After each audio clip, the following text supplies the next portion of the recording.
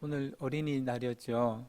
아들의 손자의 또 이렇게 많이 아이들과 함께하는 시간이 되셨을 줄 믿습니다. kim벌리 커버거라는 시인이 쓴 시 중에 지금 알고 있는 걸 그때도 알고 있었더라면 이라는 시가 있습니다. 살아온 지난날에 대한 후회의 감정을 담고 있는 이 시 중에는 이러한 구절이 있습니다. 지금 알고 있는 걸 그때도 알았더라면 내 가슴이 말하는 것에 더 자주 귀를 기울였으리라. 더 즐겁게 살고 덜 고민했으리라. 사랑에 더 열중하고 그 결말에 대해선 덜 걱정했으리라. 설령 그것이 실패로 끝난다 해도 더 좋은 어떤 것이 기다리고 있음을 믿었으리라. 비단 이 시인의 시뿐만 아니라 우리 모두는 자신이 살아왔던 인생 그리고 혹은 자신이 했던 선택들에 대해서 후회할 때가 있습니다. 그때 만약 내가 다른 결정을 했더라면, 그때 내가 더 노력했더라면, 혹은 내가 그때 다른 마음을 가졌다면 등등 지난 삶에 대한 아쉬움 내지 후회는 정도만 다를 뿐 매일 낯선 인생길을 서툴지만 최선을 다해 살아오는 우리 모두에게 있는 것 같습니다. 여러분은 자신이 살아온 인생 중에 가장 후회가 된다면 언제일까요? 저 역시 지난 삶에 대해서 후회할 때가 있습니다. 그때 내가 조금만 더 일찍 그 일을 시작했더라면, 그때 내가 더 노력했더라면 지금 나는 좀 더 나은 사람이지 않았을까라고 말입니다. 그렇게 우리 모두는 정도와 때가 다르겠지만 후회라는 단어를 쓰게 되고 또 그 근원은 성경의 입장에서는 하나라고 말할 수 있습니다. 그것은 바로 믿음입니다. 우리가 인생을 살며 살아온 세월 동안 나의 창조자이신 하나님이 내 인생을 계획하시며 때를 따라 인도하시는 그리고 그의 전능하심이 나의 삶을 바치고 있다는 것을 믿지 못하는 것입니다. 오늘 말씀을 통해 살펴볼 야곱의 삶 역시 마찬가지라고 할 수 있습니다. 우리가 잘 아는 것처럼 간사한 행동들로 인해서 형의 미움을 산 야곱은 목숨을 건 여정 끝에 삼촌 집에 도착했죠. 하지만 그의 삶은 여전히 험난하기는 마찬가지였습니다. 야곱의 삼촌 라반은 야곱을 피부치에게 가지는 사랑의 감정 또는 애착의 감정이 아니라 한 명의 일꾼으로 취급했습니다. 게다가 야곱이 노동한 대가로 약속한 결혼까지 바꾸게 되는 그런 신뢰를 깨는 행동을 하였습니다.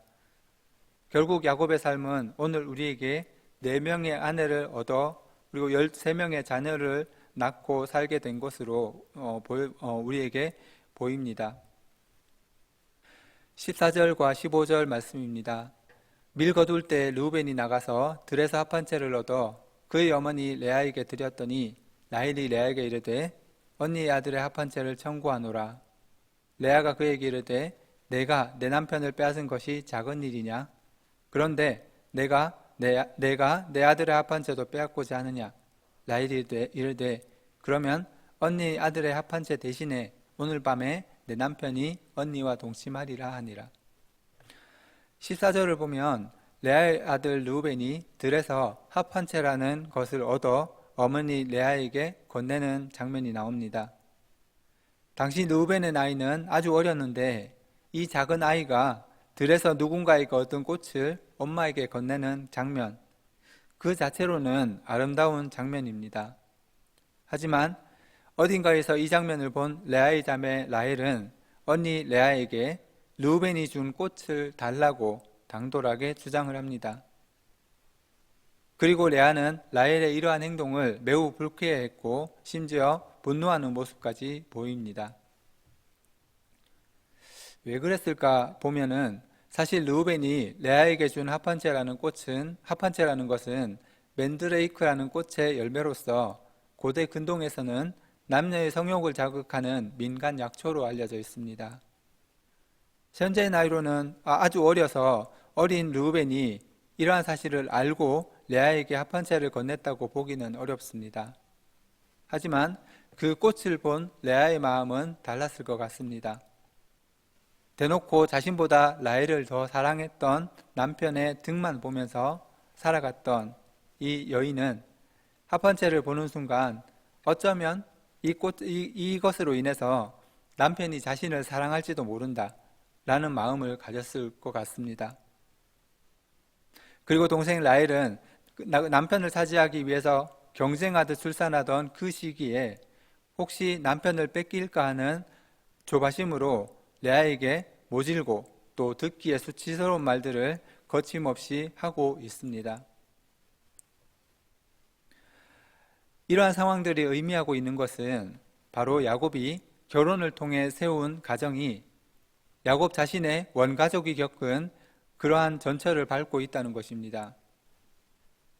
야곱의 원가족이 어땠습니까? 이삭과 리브가의 편애는 자식들의 그 마음을 삐뚤게 만들었습니다. 둘뿐인 형제는 서로 사랑하기보다 경쟁했습니다. 그 경쟁이 마침내는 가정을 분열시켰고 그 결과 야곱은 가족을 떠나서 삼촌의 집에서 머슴과 같은 삶을 살아야 했습니다. 하지만 오늘 말씀에서 야곱은 이것에 대해서 깨닫지는 못하고 있는 것 같습니다. 편애라는 잘못된 사랑이 어떠한 사태로 이어지는지 기억하지 못한 채 이를테면 내 사랑은 오직 라헬 이러한 마음을 가지고 이것을 편애를 하면서 레아와 그의 자녀들에게 슬픔과 분노를 심고 있는 것입니다. 이어서 16절을 보면 노동을 마치고 집으로 들어온 야곱에게 레아가 내가 내 아들의 합판체로 당신을 샀노라 라고 말하는데 여기서 샀다라는 말은 고용하다, 빌리다라는 뜻으로서 사업주와 노동자의 관계에서나 쓰지 남편과 아내 사이에서 쓸 말은 아니죠. 하지만 레아는 남편에게 이 말을 쓰고 있습니다. 이 말의 이면에는 지금 남편의 마음이 누구에게 있는지, 그래서 지금 자신의 처지가 어떤지를 항의하는 뜻이 담겨 있다고 할 수 있습니다. 이렇게 말하는 레아의 마음이 오늘 우리들에게 더 안타까울 수 있는 것은 야곱이 레아에게 지속적으로 관심 없음에도 불구하고 레아는 계속 야곱을 향해서 야곱의 사랑을 구하고 있다는 것입니다. 이러한 레아의 마음을 야곱은 처음부터 외면해 왔지만 하나님은 레아의 마음과 그녀가 당하는 불행을 외면하지 않으셨음을 알 수 있습니다. 그렇다면 17절에서 20절 말씀에서 보면은 레아가 가진 소원을 20절에서 찾는다면 6번째 아들을 낳고 그 아들에게 스불론이라는 이름을 지어준 것입니다. 스불론의 뜻은 함께 거한다라는 의미인데 레아는 그의 몸에서 태어난 6 아들들을 통해서 아내로서 사랑받기를 원했습니다. 그리고 그 레아의 소원을 들으신 하나님은 레아를 사랑해 주셨습니다. 그 증거가 레아에게 6명의 아들을 허락해 주신 것입니다. 그러는 동안에도 야곱은 레아에 대한 하나님의 마음과 은혜를 결코 깨닫지 못해 보입니다. 6명이나 되는 자녀를 낳을 때까지 남편과 사랑 없는 관계로서 아내라는 이름의 껍데기만 짊어진 레아를 야곱은 결코 돌아보지 않았습니다. 야곱은 여전히 자신이 원하는 것을 얻기 위해 최선을 다할 뿐 자신을 향한 하나님의 뜻이 무엇인지, 자신의 주변을 향한 하나님의 사랑이 얼마나 큰지, 그리고 하나님이 그들을 얼마나 존귀하게 대하는지 알지 못했습니다. 21절에서 24절 말씀을 보면 하나님께서는 이제 라헬에게도 아들을 주십니다. 야곱 가문의 영적 장자나 마찬가지인 요셉이 태어난 것입니다. 하나님께서는 야곱의 가정과 그의 자녀들을 구원의 통로로 사용하기를 원하셨습니다. 결국 하나님의 계획은 분명 성취된 것으로 우리는 믿고 있습니다. 그리고 선택받은 야곱의 삶은 복된 것이었습니다. 그렇다면 야곱은 한 인간으로 행복했을까요? 그것에 대해서는 확답하기는 어렵습니다. 왜냐하면 부모님의 잘못된 사랑으로 깨어진 가정, 삼촌의 횡포와 냉대, 사랑하는 아내의 이른 죽음, 딸 디나의 비극적인 사건, 그리고 나중에 있어서 요셉의 실종 등등 그는 한 인간으로 차마 담아내기 어려운 비극적인 사건을 겪어야 했습니다. 그리고 그 사건들의 주 원인은 야곱의 이기심이었고 더 궁극적으로는 하나님의 함께하심에 대한 믿음이 없었기 때문이었습니다. 야곱이 진정 하나님이 함께하고 계심을 믿었다면 베델에서 나타나신 그 하나님이 여전히 자신과 함께하고 계심을 믿었다면 오로지 자신이 사랑하는 여자를 얻기 위해서 그리고 자신의 가난을 벗어나는 것에만 몰두하며 하나님이 원하시는 공평과 인애를 내던지지 않았을 것입니다. 그리고 하나님의 때에 하나님의 방법으로 반드시 자신과 자신의 가족의 삶을 구하실 것을 믿으면서 거짓으로 일관하는 삶을 살지 않았을 것입니다. 물론 야곱의 모든 불행, 우리가 알고 있는 야곱의 어려움들이 믿음 없음으로만 비롯되었다고 보기는 어렵습니다. 왜냐하면 모든 순간 하나님과 동행하며 하나님께서 형통했더라고 칭찬하신 그의 아들 요셉 역시 그와 만만치 않은 불행을 겪었기 때문입니다. 하지만 성경은 야곱의 아들인 요셉의 삶에 대해서는 형통했다고 말합니다. 사전적으로 형통이라는 말은 모든 일이 잘 되어간다는 의미인데요. 우리가 아는 대로 요셉은 신분적으로는 노예에서 한 나라의 총리가 되는 위대한 인물이 되었습니다. 하지만 그의 삶이 형통하지만은 않은 것도 우리는 알고 있습니다. 오히려 그는 형제의 배신, 억울한 감옥살이, 가족들과 오랜 시간 생이별을 해야 하는 등 평범한 사람이 한 번도 겪기 힘든 고난을 여러 번 겪으며 파란만장한 삶을 살았음을 알고 있습니다.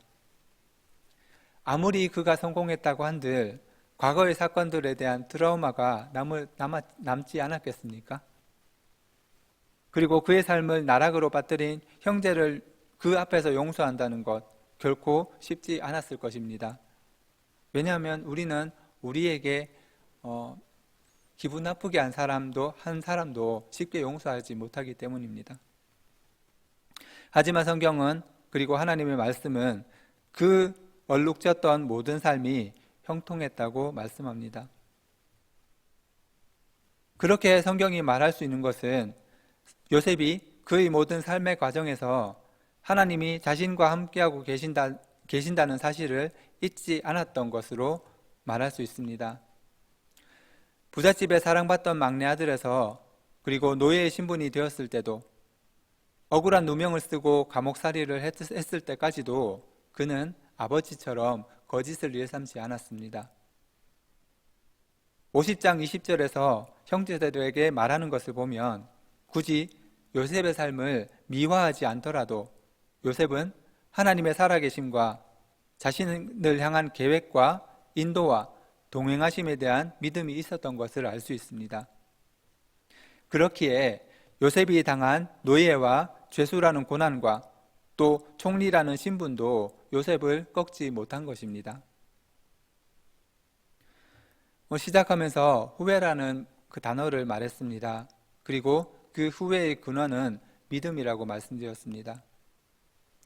오늘 야곱과 레아와 라헬 세 사람에게서 공통점을 찾는다면 후회라고 할 수 있고 또 그 근원은 믿음 없음이라고 말할 수 있습니다. 야곱은 믿음의 가문에서 자랐지만 믿음이 없이 욕심을 부리다가 도망자의 삶을 살았고 오늘 말씀에서 나오는 지금도 한 여자만을 향한 욕심으로 인해 가정을 깨뜨리며 그의 본능에 충실한 삶을 살았다고 할 수 있습니다. 그런가 하면 야곱의 아내들 역시 믿음이 없었기에 서로를 향한 비난을 주고받았고요. 야곱은 라헬에게서 태어난 아들인 요셉과 베냐민을 사랑한 나머지 다른 아들을 차별했는데 그 결과 요셉이 죽을 위기를 겪고 노예로 팔려가기에 이르는 것입니다.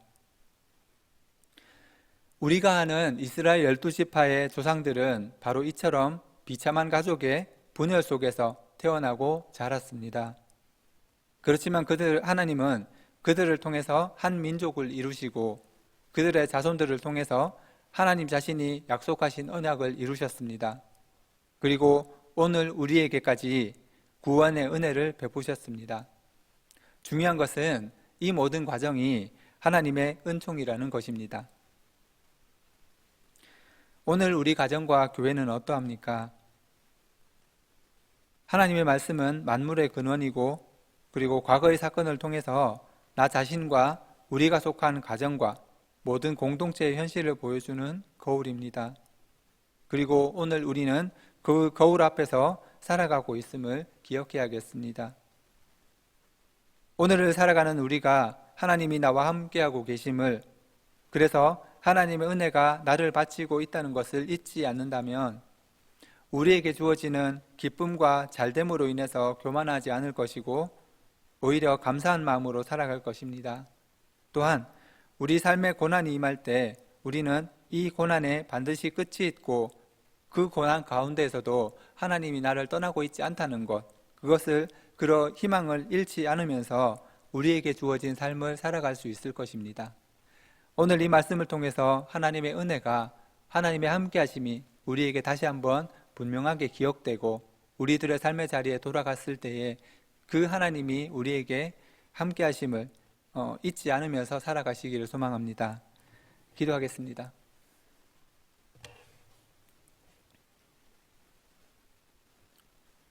살아계신 하나님, 오늘 지금도 우리와 함께 계시는 하나님, 우리의 삶의 모든 순간에 함께 하시는 하나님, 오늘 야곱과 레아와 라헬이라는 세 사람을 통해서 우리의 믿음에 대해서 다시금 돌아봅니다.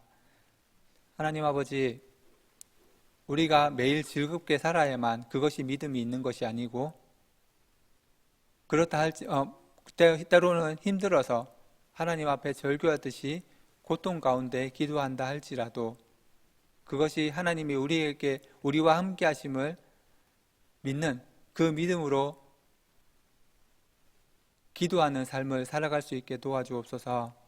하나님 아버지, 오늘 우리가 믿음을 가지고 살아가기를 소망합니다. 우리가 늘 성공해서라기보다 성공해서가 아니고, 그렇다고 우리가 늘 실패해서가 아니고, 모든 순간에 하나님이 우리를 떠나지 않으시고 우리를 지켜보시며 우리와 동행하심을 믿고 살아가는 우리가 되게 도와주옵소서. 오늘 야곱과 그의 아내 두 사람을 통해서 하나님께서 우리에게 주시는 은혜가 있을 줄 믿습니다. 오늘 우리의 삶에 늘 동행하시는 은혜가, 그 은혜를 믿으며 살아가게 도와주옵소서. 감사드리며 예수 그리스도의 이름으로 기도합니다. 아멘.